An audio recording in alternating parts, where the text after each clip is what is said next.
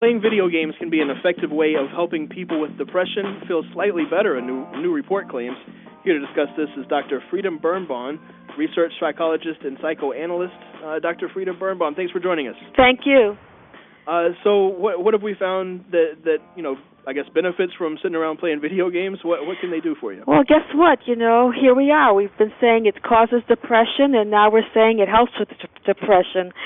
So where are we to go? But it did say that certain video games, for a certain amount of time, a limited amount of time, helps with feeling control. So you're able to feel that it's not because of anything you've done. Many people feel guilty, or they're told there's something wrong with them if they feel depressed, but it's often the environment, or it's often genetic, so they feel more comfortable with themselves. When they're doing these videos, they're able to distract themselves and feel empowered and make decisions that they couldn't make otherwise. So you say there are specific games that help. So it's not just going out and getting in whatever the latest game console is and sitting down on the couch all afternoon. No. There is some method behind this, right? Absolutely. Those games where you kill each other, which is just obnoxious to me. I don't get it. And what's the skill there? But they're very addictive, and they draw these kids in.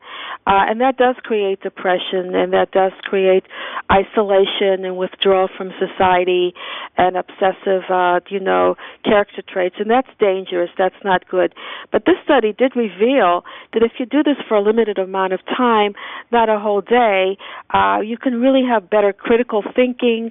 You can really be able to connect to other people socially, and a lot of this anxiety you had before will go away, and there are ways to connect to other people on these sites as well, so you have a group mindset, a group mentality that people should know about, that they can find other sources, other resources for themselves that don't take them away from other people but do connect them to other people. Sure. Well, practically, if you're talking to somebody who thinks that they're suffering with some mild depression, they want to give this a shot. Do you just go to the store on your smartphone and download some apps, or what would you recommend them do as a first step? Well, the first step is to know that there are games out there that really help you to make decisions. And those games you can really order.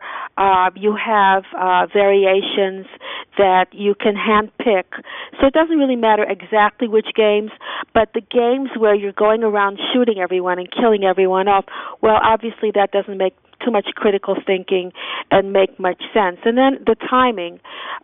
These games shouldn't be done for hours at a time where you can't sleep at night, but we're talking about minutes. 3 minutes at a time, a game, different games, will help you to increase your energy and take away from feeling a sense of helplessness and defeat.